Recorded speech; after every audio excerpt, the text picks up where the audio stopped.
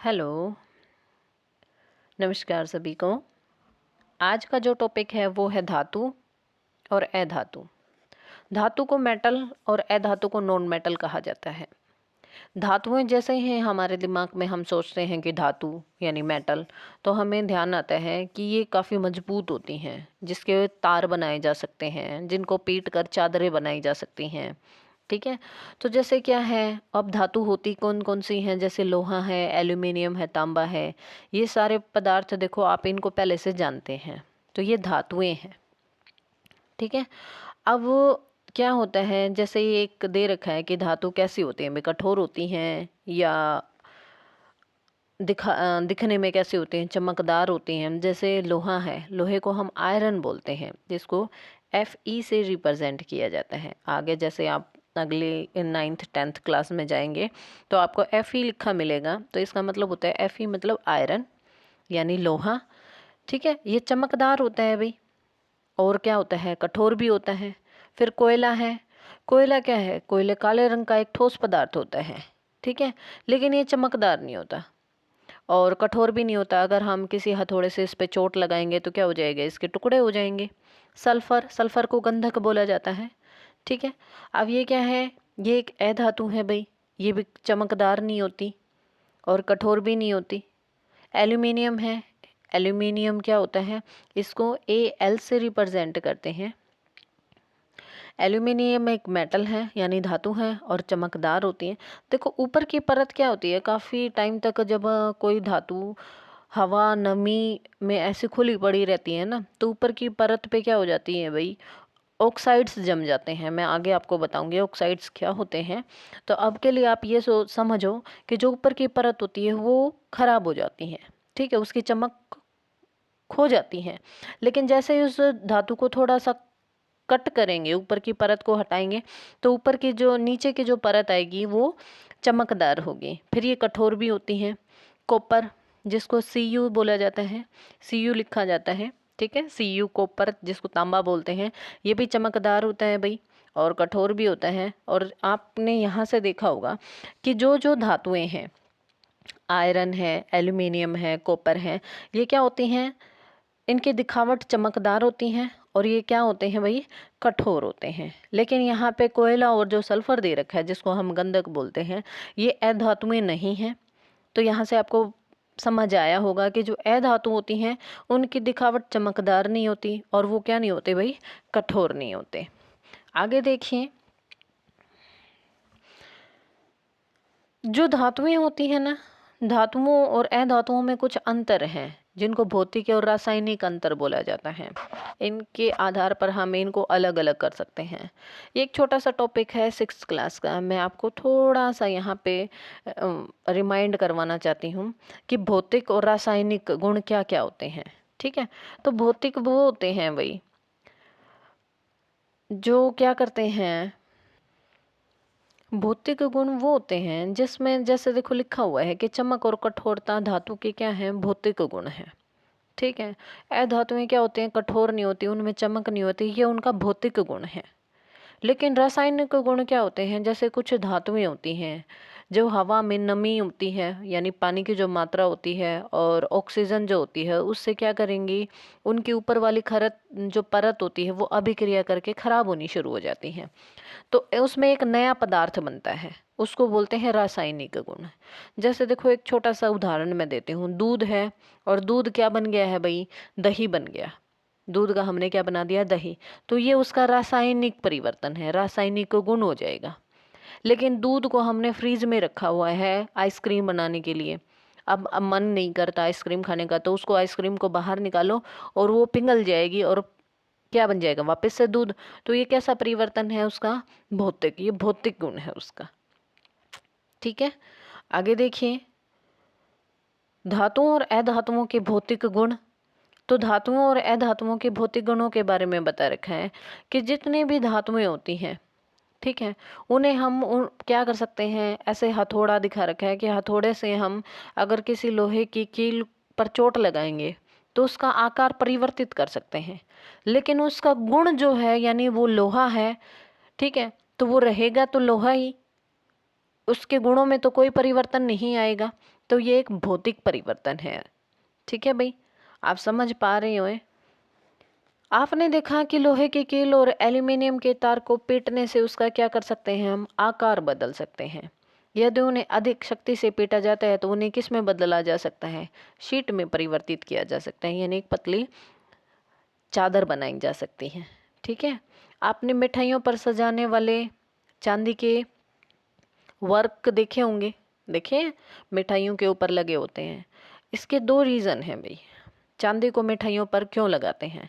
एक तो क्या होता है, जो चांदी होती है ना, वो क्या कर देती हैं, जो सूक्ष्म जीव, इससे पहले जो मैंने आपको लेक्चर में बताया था कि सूक्ष्म जीव क्या करते हैं, खाने पीने की चीज़ों को खराब कर देते हैं। तो ये जो चांदी होती है ना, क्या करती है, ये सूक्ष्म जीवों से बचाती है, उन पर सूक्ष्म जीवों की वृद्धि को क्या करने का काम करती है, रोकने का काम करती है, जम्स को रोकती है। तो इसलिए मिठाइयों पर क्या करते हैं, चांदी के वर्क लगाए जाते हैं। दूसरा ये है, चांदी एक धातु है, कठोर होती है, लेकिन जब हम मिठाइयों पे खाते हैं तो हमें पता भी नहीं चलता। तो उसका कारण क्या है कि जो चांदी होती है उसके अंदर एक शक्ति होती है चोट को सहने की। यानी जब उसको पीट पीट कर शीट में परिवर्तित करते हैं ना किसी भी धातु को, तो उस धातु के अंदर एक गुण होता है और उस गुण को बोलते हैं आघातवर्धनीयता। ठीक है, यानी उसमें चोट को, आघात को सहने की क्षमता है, वो टूटती नहीं है। देखो चांदी की कितनी पतली परत बना दी जाती है कि हम जब मिठाई को खाते हैं तो हमें पता भी नहीं चलता। ठीक है, अब आपसे क्वेश्चन ये भी पूछा जा सकता है, अब ये प्रश्न आ सकता है कि सबसे ज़्यादा आघातवर्धनीयता क्षमता किस धातु की होती है, तो वो होती है भाई सोने की। ठीक है, किसकी होती है, सोना जो धातु होती है उसकी सबसे ज़्यादा आघातवर्धनीय क्षमता होती है। उसके बाद आता है नंबर चांदी का। अब देखो सोने की तो परत नहीं लगी होती मिठाइयों पे, क्योंकि ये सबसे महंगी धातु होती है। क्लियर है इतना? आगे देखिए, अगर यही गुण हम किस में देखें, कोयला है, कोयला ले लिया हमने, या पेंसिल का लेड ले लिया भाई, अगर उस पे हम थोड़े से चोट लगाएं तो क्या हो जाएंगे, उनकी आप पतली चादर बना सकते हैं? नहीं। कोयले पर या फिर पेंसिल के लेड पर जैसे ही हम हथौड़ा मारेंगे वो क्या हो जाएंगे, टुकड़े टुकड़े हो जाएंगे। अब यहाँ पे देखो पेंसिल का लेड आया हुआ है, मैं आपको एक बात बता देती हूँ कि जो पेंसिल का लेड होता है वो बना किसका होता है, वो एक अधातु है, और उस अधातु का नाम है भाई ग्रेफाइट। ग्रेफाइट, ठीक है, ग्रेफाइट होता है उसका नाम। क्लियर है इतना? आगे देखिए, ग्रेफाइट क्या है, ये कार्बन का ये एक अपरूप होता है, अपरूप मतलब रूप लगा लो एक तरीके से। ठीक है, कार्बन के 3 अपरूप होते हैं, एक कोयला होता है, एक ग्रेफाइट होता है और एक हीरा होता है जिसको हम डायमंड बोलते हैं। तो जो ग्रेफाइट है उसके पेंसिल के लेड बनाए जाते हैं। ठीक है भाई, आगे देख लेते हैं हम। आगे क्या दे रखा है कि जो क्या होते हैं धातुओं और अधातुओं में हम अंतर कर रहे हैं ना, तो ये प्लास्टिक और लकड़ी के हत्थे बता रहे हैं कि जो हम प्लास्टिक लेते हैं या लकड़ी के हैंडल बना देते हैं, किसी भी बर्तन के चारों तरफ लगा देते हैं। जैसे मान लीजिए हमने खाना बनाना है, ठीक है, और वो धातु का बना होता है बर्तन, उसका जो हैंडल होता है वो किसका बना होता है, या तो लकड़ी का बना होगा या किसी प्लास्टिक का बना होगा। प्लास्टिक मैं आगे आपको बताऊंगी कि प्लास्टिक भी, आप ये कह दो कि गर्म होने के बाद तो प्लास्टिक भी तो पिघलना शुरू हो जाता है, लेकिन ये वो प्लास्टिक नहीं होता, ये ऊष्मा, ठीक है, का रोधक होता है। यानी ये जब इसे गर्म करेंगे तो ये पिघलेगा नहीं। ठीक है, तो क्या बता रखा है और ये यहाँ पे क्यों लिखा हुआ है, इसका क्या कारण है, तो ये आगे बताता है कि जो धातु के पात्र होते हैं, यानी जो धातु के बने हुए बर्तन होते हैं, जब हम उन्हें क्या करते हैं, खाना पकाते हैं, गर्म करते हैं, तो क्या हो जाती हैं, धातुएं गर्म हो जाती हैं। ठीक है, और उस बर्तन को जब हम हाथ से पकड़ के उतारेंगे तो हमारा हाथ जल जाएगा। तो इसलिए क्या लगा होता है, उनके जो हैंडल होते हैं वो प्लास्टिक या लकड़ी के बने होते हैं। ऐसा क्यों? ऐसा इसलिए कि जो धातुएं होती हैं ना, वो क्या हो जाती हैं, वो ऊष्मा और विद्युत, विद्युत क्या होती है भाई, जो बिजली होती है, विद्युत धारा, उसकी चालक होती हैं। चालक का मतलब होता है कि वो अपने अंदर से ऊष्मा को जाने देती हैं। और जो विद्युत धारा होती है उसको भी अपने अंदर से जाने देती हैं। ऊष्मा अंदर से जाएगी तो वो गर्म हो जाएंगे और उन्हें अगर हम हाथ से उतारेंगे तो हमारा हाथ जल सकता है।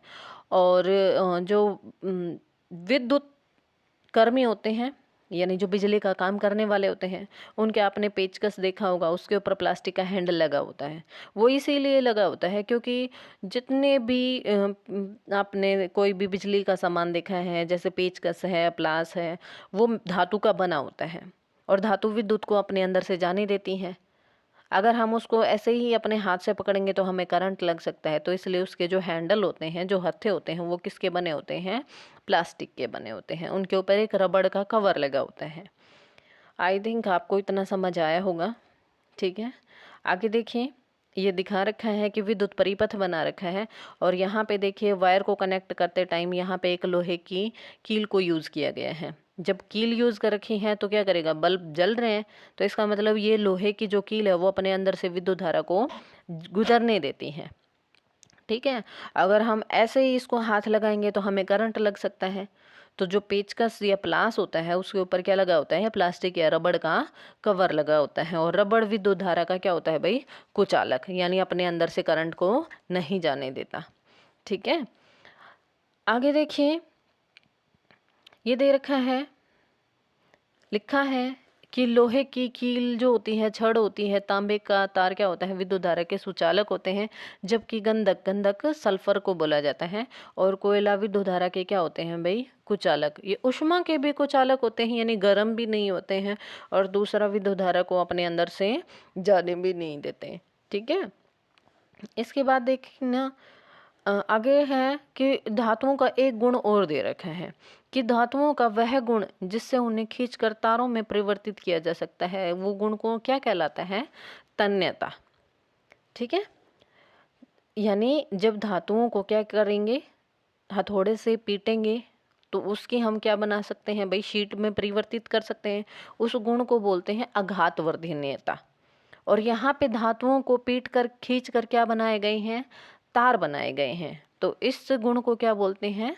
तन्यता। तो ये डिफरेंस है दोनों में, ये क्वेश्चन अलग अलग हैं। अगर तार खींचकर बनाए जा रही हैं तो तन्यता कहलाएगा, और क्या बनाई जा रही है? शीट बनाई जा रही है, तो वो गुण कौन सा कहलाता है? आघातवर्धनीयता। ठीक है, इतना आपको समझ आया? आगे देखिए, जो धातुएं होती हैं वो एक गुण और प्रदर्शित करती हैं, ध्वनि उत्पन्न करना। क्या उत्पन्न करती हैं?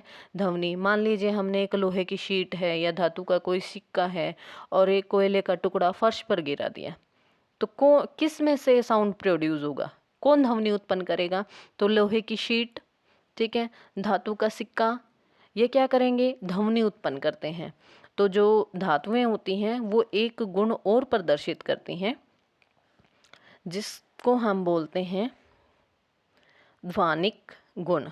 ठीक है, जितनी भी धातुएं होती हैं वो ध्वनि उत्पन्न कर सकती हैं अपने अंदर से। तो हमने अब तक जो धातुओं के गुण देखे हैं वो गुण हैं भाई कि धातुएं क्या होती हैं? कठोर होती हैं, चमकीली होती हैं, ठीक है, उनकी आघातवर्धनीय क्षमता होती है, यानी उनको पीट कर हम शीट में परिवर्तित कर सकते हैं।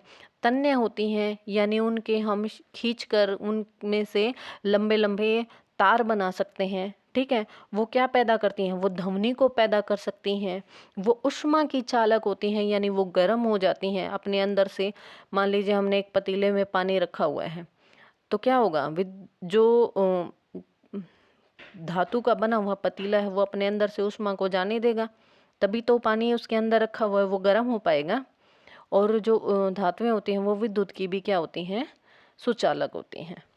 ठीक है, तो ये सारे के सारे जो गुण हैं वो किसके हैं? धातु के, धातुओं के गुण हैं ये। अब धातुओं के कुछ एग्जाम्पल लिखे हुए हैं कि आयरन है, आयरन को मैंने बताया है Fe लिखा जाता है। कॉपर है, कॉपर को Cu से रिप्रेजेंट किया जाता है। उसके बाद एल्यूमिनियम है, एल्यूमिनियम को Al लिखा जाता है। कैल्शियम है Ca, ठीक है। उसके बाद मैग्नीशियम है Mg। ये कुछ धातुओं के उदाहरण दे रखे हैं। इसके अलावा जैसे कोयला है, सल्फर है, ऐसे नरम पदार्थ होते हैं तथा और देखने में भी क्या होते हैं? मलिन, यानी गंदे से दिखाई देते हैं। इनमें अपनी कोई चमक नहीं होती और इनको हथौड़े से हम अगर हल्की सी भी चोट देंगे तो क्या हो जाएंगे, टूट जाते हैं और कोई भी ध्वनि भी उत्पन्न नहीं करते। ऊष्मा और विद्युत के क्या होते हैं, कुचालक होते हैं, ना अपने अंदर से विद्युत धारा को पास होने देते हैं और ना ही गर्म होते हैं। तो ये सारे गुण किसके हैं, अधातुओं के। और अधातुओं के कुछ उदाहरण लिखे हुए हैं, जैसे सल्फर है भाई, जिसको एस से लिखा जाता है, ठीक है। फिर है कार्बन, जिसको सी से रिप्रेजेंट किया जाता है। कार्बन को किससे रिप्रेजेंट किया जाता है, सी से। ऑक्सीजन है, O2 है हमारा। फिर फास्फोरस है। ये सारी चीज़ें हैं, ये अधातुओं के कुछ उदाहरण दे रखे हैं। अब सोडियम और पोटेशियम है, ये कुछ धातु हैं जैसे सोडियम और पोटेशियम, ठीक है। सोडियम को हम Na और पोटेशियम को हम K से रिप्रेजेंट करते हैं। सोडियम को हम Na, ठीक है, और जो पोटेशियम होता है उसको हम K से रिप्रेजेंट करते हैं। ये धातुएं इतनी नरम होती हैं, ठीक है, कि हम इन्हें चाकू से काट सकते हैं। ये क्वेश्चन काफ़ी बार पूछा जाता है कि ऐसी धातुएं जिनको हम चाकू से काट सकते हैं, तो सोडियम और कौन है, पोटेशियम। एक धातु है भाई मरकरी, जिसको हम पारा बोलते हैं। आपने थर्मामीटर देखा होगा कि जो डॉक्टर होता है वो हमें, मान लीजिए बुखार हो गया या बीपी हो गया, तो आप जब चेक करवाएंगे तो आपने देखा होगा डॉक्टर हमारे को थर्मामीटर लगाता है हमारा बुखार चेक करने के लिए कि हमें कितना, हमारा टेम्परेचर कितना हो रखा है। तो उस थर्मामीटर के अंदर जो कांच की नली होती है उसके अंदर कौन सी धातु भरी होती है, पारा, जिसको हम मरकरी बोलते हैं। इसको हम Hg से रिप्रेजेंट करते हैं, ठीक है भाई। ये जो धातु होती है ना, ये एक मात्र ऐसी धातु है जो कमरे के ताप पर किस अवस्था में होती है, द्रव अवस्था में होती हैं। ऐसे को हम अपवाद बोलते हैं। अपवाद का मतलब समझते हो कि सारी धातुएं ठोस होती हैं, ठीक है, लेकिन उसमें से सारी की सारी नहीं बोल सकते कि इस धातुएं, हम ये बोलेंगे कि धातुएं ठोस होती हैं, ठीक है, लेकिन उनमें से क्या है, अब मरकरी भी धातु है लेकिन ये तो ठोस नहीं है, तो इसको हम क्या बोलेंगे, अपवाद। ये एक अपवाद है कि जो मरकरी है वो क्या है, द्रव अवस्था में है। सोडियम क्या है, पोटेशियम क्या है, ये चाकू से काटे जाने वाली नरम धातुएं हैं। अब देखो ये जो लिखा हुआ है सोडियम और पोटेशियम में, इनके बारे में और आपको एक बात बता देती हूँ कि सोडियम और पोटेशियम ऐसी अभिक्रियाशील धातु हैं। देखो क्रियाशील तो धातुएं हैं, ठीक है, कि लोहा है, लोहा हवा और पानी के साथ जंग लग पकड़ लेता है, तो ये अभिक्रियाशील धातु है। लेकिन सोडियम और पोटेशियम सबसे ज़्यादा अभिक्रियाशील धातु हैं। ये क्या करती हैं, हवा और को तो छोड़ो, ये पानी में भी, अगर इनको पानी में भी हम सुरक्षित रख देते हैं तो ये क्या कर लेती हैं, धीरे धीरे आग पकड़ लेती हैं। तो इनको सुरक्षित रखने के लिए हम हवा में तो रख नहीं सकते, पानी में भी नहीं रख सकते क्योंकि आग पकड़ लेती हैं। तो इन्हें सुरक्षित रखने के लिए हम मिट्टी के, यानी जिसको केरोसिन ऑयल बोलते हैं, मिट्टी का तेल, उसमें डुबो के रखा जाता है इन धातुओं को, ठीक है। इसके अलावा एक अधातु है भाई, जिसको हम बोलते हैं फास्फोरस, ठीक है। शायद आगे इस चैप्टर में मिलेगा आपको कि फास्फोरस एक अभिक्रियाशील अधातु है, जिसको हम किसमें, पानी में डुबो के रखते हैं। वो हवा के साथ अभिक्रिया करता है, ठीक है, इसलिए उसको जल में डुबो के रख देंगे तो वो क्या हो जाएगा, सुरक्षित रखा जा सकता है उसको। अब ये धातुओं और अधातुओं के गुण